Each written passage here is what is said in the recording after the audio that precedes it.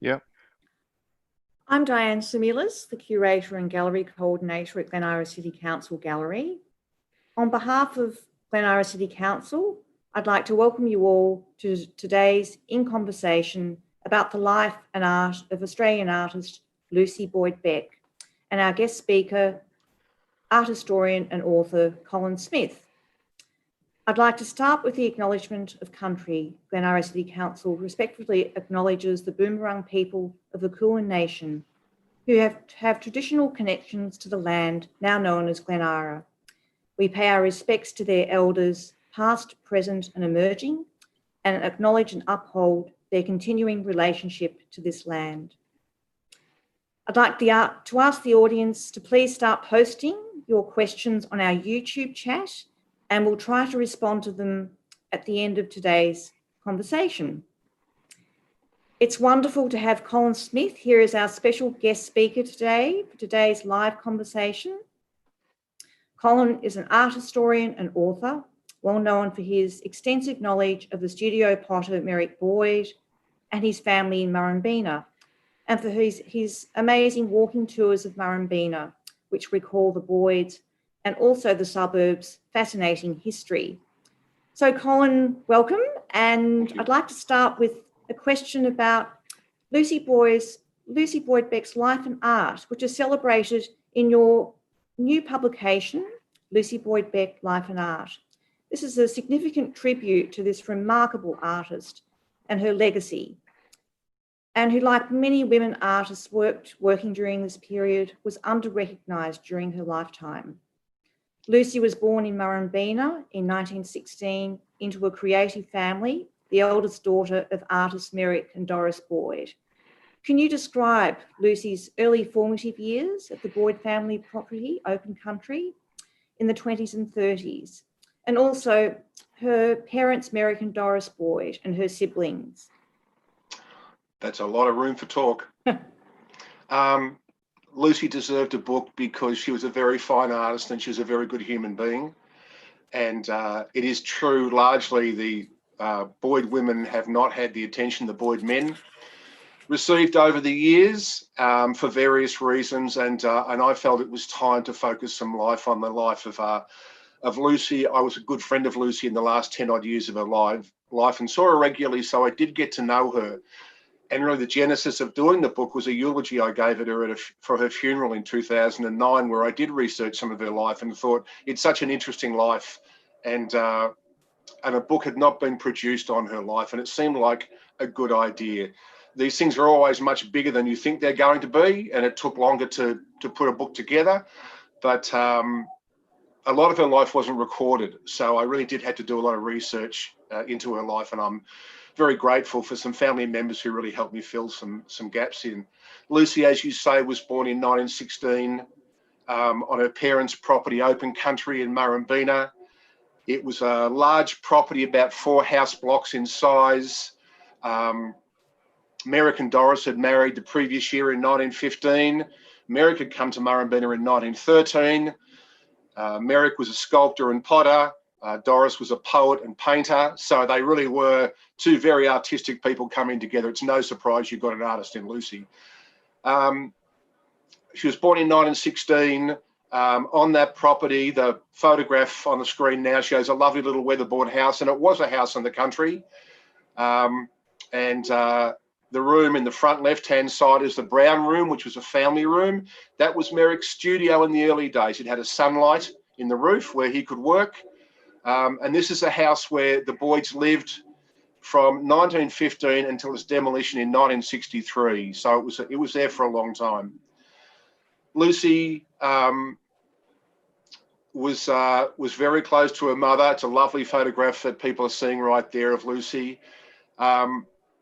In 1917, the year after Lucy was born, Merrick went to the First World War for 2 years. Doris and Lucy went to live with Doris's mother, Evelyn Goff, who lived next door to the Boyds in Warunga Crescent.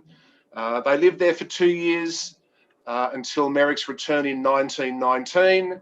And then Merrick came back home. They obviously came back to their home of Open Country. And Merrick resumed his pottery. He was a brilliant potter. He was an extraordinary artist. They broke the mold for Merrick Boyd. There are really very few artists like him come along. The real thing, gifted, somewhat eccentric, in another world in a way, but completely enveloped in his art. And this is the place that Lucy grew up in because her mother was the same. They were both practicing artists, and just because they had their children didn't stop them doing their art. Arthur was born the year after Merrick came back. He was born in 1920, followed by Guy in 1923, David in 24, and Mary in 26. So the Boyds in the 20s have a busy family life. Merrick is busy doing his pottery. Doris is very busy just looking after the children. It seemed to be going pretty well for them. Merrick was very successful, selling in shops across Melbourne, very popular, the quality of work was always there and always recognised. In 1926 came a pivotal event in life that affected Lucy's life profoundly, and that was the explosion that took place at Open Country when Merrick's kiln, his gas kiln, exploded in his pottery. He was trying to get hotter temperatures to fire pottery. Papers caught alight, the whole thing went up. No one was injured, but Merrick was traumatised by the event. Doris was carrying Mary, and Mary was born shortly afterwards. There's 5 children to feed and look after. Their means of living have gone. Merrick can't produce pottery anymore, and the depression is coming. And Merrick is traumatised by the event, as I say. Merrick had subject to epileptic seizures, and these became more pronounced over the time. Lucy was the only Boyd child to like school. She went to Murrumbeena St Peter's School, then Murrumbeena State School, and then to McRobertson Girls High School. She was there until 1933, about 4 or 5 years before these photos were taken. Her mother was struggling under the load. By then, Evelyn Goff, who'd been a big support for the family, had died. She died in 1931, and Doris was really left with 5 children and not a lot of support. And she didn't ask Lucy to leave school. She just asked Lucy for some help. And Lucy recognised she didn't have a lot of, her mother needed her assistance, and she was so emotionally close to her mother. They were very, very, tight. So she left school and helped her mother. In 1934, Lucy went to Avenel near Seymour for 2 years to be a nanny. She worked, and all she did with her money was send it home to support her parents. She came back from Avenel in 1936, and by that time, Merrick had been working with Hatton Beck, who is on screen right now, an Oakley potter who worked with Merrick and helped him after his pottery was destroyed by that fire. Lucy and Hatton fell in love, and the lovely photograph you can see here is 1939, and it's the day that Lucy Boyd Beck and Hatton Beck were married. They were married at Open Country. And Lucy, I'm so sorry.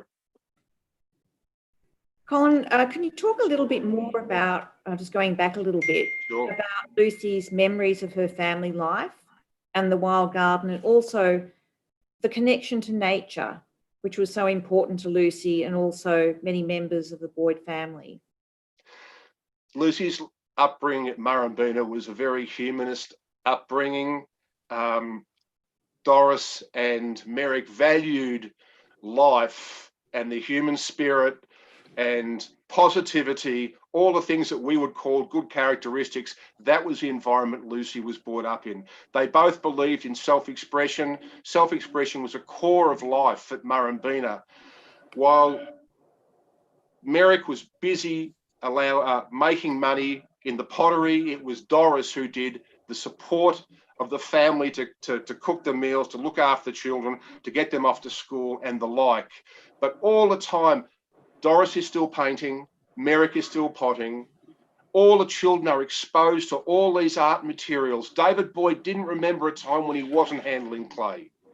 They would go to the pottery, they'd sit with Merrick, he'd cut his clay up, hand clay out the pottery window. To the children who'd take it, they would do their own modelling. Merrick would fire it for them, and there they are. There's their own little creations. Merrick and Doris were both Christian Scientists, which is a religious faith that has a lot of emphasis on positivity and reverence for life, the importance of a positive approach to life. And this really infused into life at Open Country as well. Merrick had a profound respect for the natural world. If he saw a snail on the ground, he'd pick it up and put it on the grass. There was a story of the children finding redbacks in the garden. Merrick puts his hand down, takes the redbacks, takes them to the bottom of the garden and releases them. And that was really this extraordinary and very unusual upbringing. The priorities were just changed. The Boyds were quite socially conservative, but artistically free. So all the children learnt their manners and their behaviours and how to speak from their parents, because they were really taught this is how you are in society. But when it came to self-expression, it was pretty much you need to express yourself. And they were all so encouraged to do it. And it's you look at what they all became in life, and of course you can see largely how that was encouraged through their parents. Thanks, Colin. And Colin, can you talk a bit about Lucy's maternal and paternal grandmother? So Emma Minnie Boyd, the well-known Australian artist, and also Evelyn Gough, who lived on either side of Wahroonga Crescent in Murrumbeena, and who are really important role models for Lucy. They were both very, very important in their own ways. Arthur Merrick Boyd and Emma Minnie Boyd lived next to Open Country between 1916 and 1922, just before Merrick went to the war. They went there the year Lucy was born.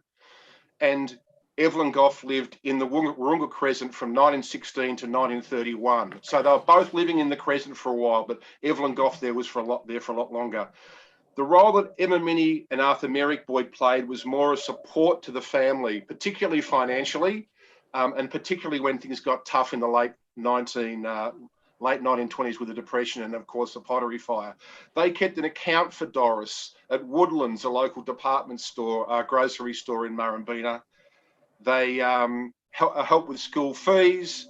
They paid for some home help for Doris through the 1920s because she was so busy. So they were really more a financial support and presence there and a guidance for the Boyds, and particularly for Merrick. Evelyn Gough had a very different role. Evelyn was an older woman, an elderly woman when she came to Murrumbeena. In her earlier life, she had been an extraordinarily active woman, a feminist, a social revolutionary, if you like, involved in so many different activities to improve society. She was involved in work to improve the quality of milk being served to infants. She was involved in efforts to improve conditions for people living with epilepsy. She was involved in prison reform, in getting the vote for women, for equal pay. She was an extraordinary woman and has been very much under publicised in the scheme of things. These are values that are all infused into Lucy. Doris carried the same values that her mother did. She was a product of her mother, and they came to the children. The notions of social justice, fairness, respect for nature, respect for each other, the importance of creativity, the importance of loving each other. All these dynamics are all just really in the air, coming from family, coming from relatives, coming from everywhere. Wonderful. Great, that's fantastic. And Colin, can you talk a bit about Lucy's collaboration with her husband, Hatton Beck, and their important collaboration in ceramics and the ceramic medium and the amazing work that they produced over the years? Hatton was experimenting with pottery at a very young age. He was an expert in kilns and an expert in glazes. There's a picture of him right there at Open Country. In all the houses they lived in, he always built a kiln. He made his own glazes. He had notebooks of glazes that were extraordinary. He did his own pottery. In the 1920s and 30s, before marrying Lucy, he worked in a number of Melbourne potteries, including Fowler's, running their art department. In 1939, when they married, he established the Altamira pottery in Murrumbeena, which made utilitarian wares and these sorts of things. I don't want to get off the track a little bit, but that leads into the Arthur Merrick Boyd pottery as well. Lucy wasn't doing so much pottery when she married because clearly she was busy with her children. Hatton was always producing pottery. His pottery, the Altamira pottery in Murrumbeena, was working until 1944 when it was sold to Arthur Boyd, John Percival and Peter Herbst, who established the Arthur Merrick Boyd pottery. And at that stage, in 1947, just after the war, is when Hatton and Lucy made the dramatic move to Brisbane. Their children, Lawrence was born in 1940, Robert was born in 1942. At this stage, Murrumbeena was a little bit, the open country was a bit crowded with people as friends and family of her siblings came to live there. So Hatton and Lucy really need to make their own niche, as Lucy called it, their own ceramic niche. They moved to Brisbane in 47. They buy a block of land and build a house at Ashgrove. And Paul, Lucy's third son, is born in 1948. Lucy said it was around this time that she started drawing again. As she said of her son, Paul, she said that when your subject doesn't sit still very long, you learn to draw quickly, which is perhaps a lesson for all budding drawers. Get it down.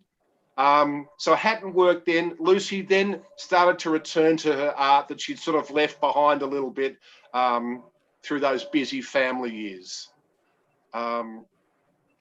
They returned to Melbourne in 1960, following the death of Merrick and Doris. They set up a pottery school. It's an open country at Murrumbeena, and they taught pottery there. And this is when I suppose their collaboration really started up, because they had up to 60 students at their pottery school there. Hatton was a teacher, but Lucy was always there supporting Hatton, assisting students. And it's also when they really started working together. It's when they first really started working on the ceramic tiles too. Mm. And we can see some images on the screen there, can't we, of Lucy and Hatton working at Open Country in their studio? You can, and this is at the studio. This is about 1962 when they have established their pottery school, and they are working together, and their pottery school is very successful. Unfortunately, that pottery school was so successful that they didn't really find they had time to do their own work, and that really pressured them. It led to, in part, a decision to sell Open Country in 1963. And their exit of Open Country in 1964, leading to them moving to Baronia, and then leading them to going overseas to London in 1966. Colin, can you talk a bit about their time in London? Sure. I know they set up a pottery studio and exhibited their work there. Can you tell us a bit more about that period of Lucy's life? Sure. By the time they went in 1966, Robert, Lawrence and Paul were all in London anyway. It was one of the reasons they went. Rob went to really explore his art world, and because his nephew, Matthew Percival, basically said, you should come over here and have a look. Lawrence went to further his acting career. Paul went to further his musical career. Hatton and Lucy landed in London. They lived with David Boyd for a little while, as Rob did. They then took over a shop in Wandsworth Common and established a pottery and pottery school there, where they worked together, created pottery and sold it. Most of the pottery made during this time was actually thrown by Robert Beck. In fact, interestingly, really, most of the pottery that is thrown and created on which they decorated was actually thrown by Robert. Hatton had some arthritis in his hands, which made production throwing difficult, and Lucy's eyesight wasn't 100%. This pottery plate, for example, was thrown by Robert Beck and then decorated beautifully by Lucy. They all worked together. Robert was so important in assisting them. They were in London for 2.5 years. They came back in 69, and then 1970 they settled at Surf Avenue, Beaumaris. Robert Beck came back around the same time. Robert was the only one of the 3 children to really become the potter that the family suggested he might have, the family history suggested he might have. Robert came back, and then Robert lived with Hatton and Lucy at Surf Avenue, Beaumaris, and they all worked together. It's the start of their most creative time and the start of the period that Lucy was making her extraordinary ceramic tiles. They had been experimenting with it in Brisbane and at Murrumbina in the early days, but it was really at Surf Avenue, Beaumaris, that they really perfected the creation of these beautiful tiles that Hatton did, mainly his landscapes, and the beautiful tiles that Lucy did that she's probably best known for.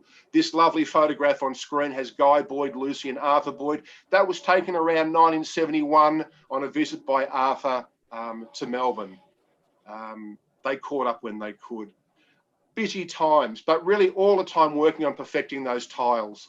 In 1970 or 71, I'm sorry, one or the other, Robert married Margot Gardner, herself having a very artistic background. Margot had trained as a nurse, but she also decided to become the artist that she was drawn to being anyway. And they worked together, and they worked collaboratively with Hatton and Lucy as well. Rob and Margot bought a house in Cheltenham, but they still came across to Surf Avenue and worked at Surf Avenue, working with them and also exhibiting with Hatton and Lucy.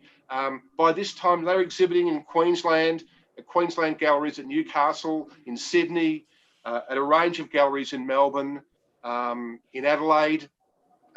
Their work is being recognised as being original. Being a Boyd certainly helps, but the quality of the work that Lucy and Hatton were producing was extraordinary and very unique. And Lucy really diversified at this time as well. She was doing those beautiful plates we saw, which Robert threw. She was making little models, little clay models, which she'd give to her brother Guy Boyd to cast, and they were cast in bronze.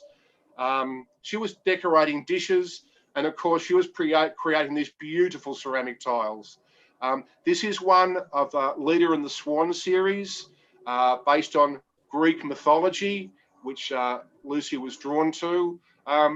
There's a very gentle nature about all Lucy's tiles, all her work, and I think this sort of work typifies it, often with animals and humans in a very a together sort of way, almost reflecting Merrick's lovely way of living, natural world and human world together. This is another Leader in the Swan series. Lucy used a lot of muted tones, a lot of organic sort of colours, the browns, the yellows, the oranges, but then she also used other colours to really spark them. And this is a very good example. The red glaze she used on them. She used red a lot on her tiles, and the red gives them what I call their kick. And it really draws you into them. And it shows Lucy's sort of spark of life. There's a gentleness there, but there's also a real vivaciousness there too.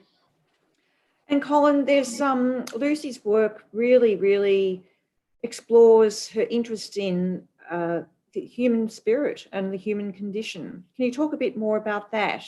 And particularly in relation to some of her drawings and watercolours, the works on paper and the painted tiles that evolved during this period, which I think was a really important period in her creative life, the 70s. It was really important. And after the 1970s, they lived in a number of houses around Melbourne, Sandringham, Black Rock. They lived down at Safety Beach for a while. And their final, one of their final houses was at Bayswater in the late 1980s. Bayswater was another very busy period for them. Lucy was interested in all facets of art. And I guess that came from her upbringing, because her family was just full of artists. Merrick's brother is a writer. There's a painter, the pottery's there. Lucy sees it all being done. So she is doing her tiles, she's doing her drawing, she does her watercolour paintings, she does some oils, though not a lot. She does her pen and ink drawings. They all really come back to that very humanist theme. The central core of Lucy's belief, I think, was that if we love one another, we can all be better and we can live better lives. And I think Lucy was all the time trying to bring that sense of togetherness and a spiritual uplifting sensation through all her work, which is exactly, of course, who she was. She believed in positivity, she believed in the power of love, and she believed that love could help people overcome any adversity, which is a beautiful thing, and she stuck by it. Yeah. And Colin, Lucy exhibited regularly with many galleries around Australia, sort of as solo exhibitions, but also exhibitions with Hatton. She had a keen group of collectors and followers and supporters of her creativity, and her works are really well represented in many public gallery and museum collections and many private collections throughout Australia. So Lucy left a really important, lasting artistic legacy. Can you talk a bit more about that? Well, I think she did. I think that Lucy's work is very hard to define. She worked outside the square. She and Hatton did their own thing. They really weren't affected by what other artists were doing or other movements were doing.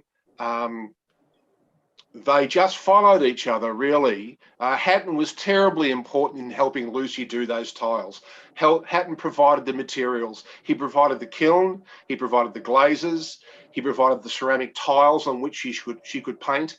So he was really terribly important in setting the scene up for Lucy to do what she did. And it's a very fine example of partners working together, both artists, both complementary, helping each other, because it is hard in a family to have two artists working together, but they successfully did it in the same way that Lucy's grandparents, Arthur Merrick Boyd and Emma Minnie Boyd, did it, and to an extent Merrick and Doris did it as well. They were a fantastic team. Their work is very, very different, but is completely unique. And when you see a Lucy Boyd tile, you know you are looking at something different to anything else you've seen. And I think it's interesting, you know, we talk about what makes a great artist. Lucy perhaps didn't quite make the top, the publicity that her brothers got for a whole host of reasons. But if the measure of a great artist is individuality and the ability to express themselves through their art, then Lucy qualifies as being a great Australian artist. And a wonderful example for people, for men and for women, about how to live a positive life. The tile up there now is actually a 6-tile ceramic tile. You can see the lines there. Some of the work they did was really, really big. The tiles generally were sort of 40 centimetres by 40 centimetres square. Originally, Hatton handmade the tiles that Lucy decorated on, which is quite extraordinary in himself. He flattened the clay, rolled it out, and she painted onto it. Then he worked out that the shelves for kiln shelves, could be made into ceramic tiles. So he'd cut up the shelving, kiln shelving, and then for them to paint on. The painting process, Lucy was a line drawer. She loved line. You see it in many of her drawings. She would draw onto the tile with a pencil, and then she would start applying the glaze, and then it would be fired, and then it would come out of the kiln, and then she would glaze it again. And it might be glazed 2, 3, 4, 5, or 6 times, and fired 6 times until Lucy got the effect that she wanted. This tile up there now has some lovely contrast. The blues and the reds are delightfully applied. The beautiful faces, those faces pressed together. Once again, it's that sense of togetherness that Lucy was really, really looking for. Many of the faces are looking up. There's always that sense of looking up and seeking. And if a face is looking down, it's usually looking down in sympathy, or the notion of caring for somebody, but it's always the same sense of togetherness. Aggression does not figure in Lucy's tiles. And Colin, you had a close personal connection with Lucy in the last years of her life. Can you talk a bit about your memories of Lucy as a person, and also in your fantastic book, you talk about Lucy's love for humanity, the natural world, and her belief in the power of love?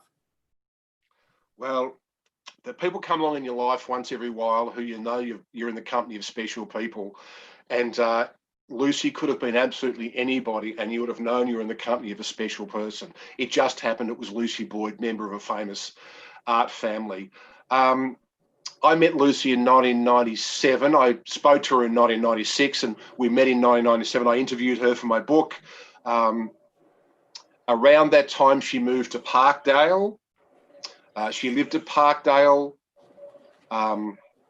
and I did some visits to her house in Parkdale. Then she moved to a supported accommodation unit in Cheltenham. Hatton died in 1994 at Parkdale, and a few years later she moved to a supported accommodation in Cheltenham. That's where I started seeing her, because Cheltenham is not very far where I lived in Murrumbeena.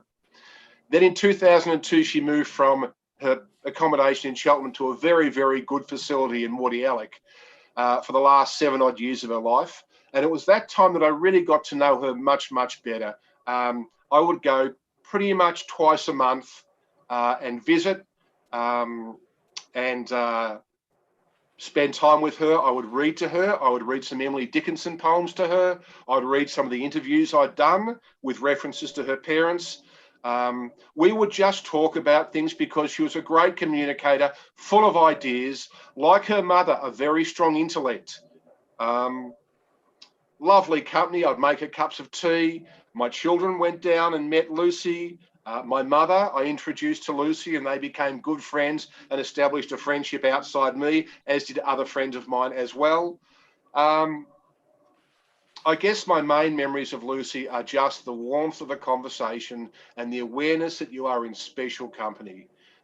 She had so many marvellous lessons of life, her sense of positivity, her notion that if you come across problems in your life, that you need to rise above it, which is an old Christian Science term she got from her parents. You need to rise above what it is that challenges you. And she would focus on that and rise above those challenges. Another one of the sayings that she referred to as love governs, which is another Christian Science term she got from her father, that love governs everything. And this became Merrick's maxim. Well, Lucy also believed that intrinsically, that love does govern. And, everybody who knew Lucy now misses her, because she was a lovely presence, a delightful person to be with, an extraordinary conversationalist, a loving human being, and an example of how to live a life that I think in a way we can all take on board. Thanks, Colin. And can you talk a bit about the image on the screen there, that watercolour that's on the screen now? Well, I guess it demonstrates some of those aspects of Lucy's work that we love. It's a watercolour with a wash across it. It's got two gentle human beings there. It has line. It's a little bit unusual, I suppose, in that it is much brighter and more striking than her other work. I must confess to be the lucky person who owns it. So it sits in my house. I'm showing off a bit there, but I can do that. It's also an image I used in the book that I've done, Lucy Boyd Beck, Life and Art, because I think it's just so beautiful. It's got a vibrancy, yet a gentleness. I love the signature down the left-hand side. It's lovely to see original art, isn't it? Because you know the person who you're talking about, that artist has actually worked on this piece and touched it. It's an example of Lucy's delightful positivity. She wasn't so hung up about proportion. You can see that arm across the page is probably a little bit longer than it needs to be, but that wasn't what Lucy was thinking about. That wasn't her focus. Her focus here was about two people and their relationship with each other. And specifically what she's doing, I'm not quite sure, but it's a notion of togetherness, of harmony, of all the attributes that she so powerfully believed in as ways to live life. Thanks, Colin. And now we might go to some questions that we've received from the audience. We've got a question here from someone who's listening in today, who's asking Colin about Lucy's contribution to Australian art. How would you define that? That's a very big question too. Big question. I think she made a marvellous and a major contribution to Australian art in the individuality of her work and the work of a woman artist who is working in a world that is sometimes difficult for women artists to work in. I think often it's not the quality of the work that gets a person recognised. Often it's just luck about the right place, the right time, the right people see your work, the right gallery sees it. I think also their work was a little bit hard to categorise. Ceramic painting is not really something commonly done, so it's also a little bit difficult to get the attention and the support because you can't quite get categorised. I think Lucy's contribution to Australian art is enormous in the quality of the work and the quality of the self-expression and the unique work she did. And I hope that it becomes increasingly recognised over time. And I hope the book I've done on her is really just a way of focusing attention back on this woman's life. These great artists get lost in time and we all move on. And we really need to come back to them and look at what they were doing, the things they were saying, the lessons we can learn from them, and in particular, the lessons we can learn from someone like Lucy Boyd Beck because of the way she lived her life. Thanks, Colin. There's another question here from the audience about going back right to the beginning, so about Lucy's formative years, growing up in that creative and loving environment. And if you could talk a bit more about those years and how that really influenced her life and her career and her attitude to life and connection with nature. Lucy really loved her upbringing. Lucy was very good at school. Lucy loved being at home and she loved being at school. She loved learning. She loved her parents. She had a very intimate emotional relationship with her mother. They were very, very close. She had enormous respect for her father and his achievements. She had a great respect for her mother, but she also had this really strong woman-to-woman, mother-daughter relationship that was so striking. She always spoke so well of her. She was to her siblings a little mother, and that's how they talked about her. Lucy called herself a domestic woman because she said she loved domesticity. She talked about washing her siblings' legs by the fire and Granny Gough, Evelyn Gough, telling her stories about Evelyn's childhood in New Zealand. And Lucy just loved the ambience of family life. One of the very last conversations I had with Lucy when she was in Sandringham Hospital in 2009, shortly before her death, it's the last conversation I recall with her, which was when she said to me, "I love the sense of belonging to a family. I do." She was always a family girl. Thanks, Colin. Pleasure. Now we've got another question from someone about, I suppose, her collaboration, a bit more about her collaboration with Hatton and that incredible production of ceramics that evolved during that important collaboration. That collaboration really did kick off in the 70s when they came back from England, when they really both got into their ceramic tiles. Robert threw a lot of work for them, as we know. It's a lovely picture there of Paul and Lucy working in the studio at Murrumbina too. That's about 1962. And you can see Lucy hard at work there and Paul giving full attention. Their work is very different. So I wouldn't say they worked on the same tiles because I don't think they did. I think they worked in parallel with each other. Hatton was doing predominantly his landscape work, his unique, extraordinary landscape tiles. The experimenter with glaze also becoming more experimentative as he gets older in life. He's towards the end of his life, he's putting scoria onto tiles. He's using smashing up glass to make water, to make rivers and waterfalls.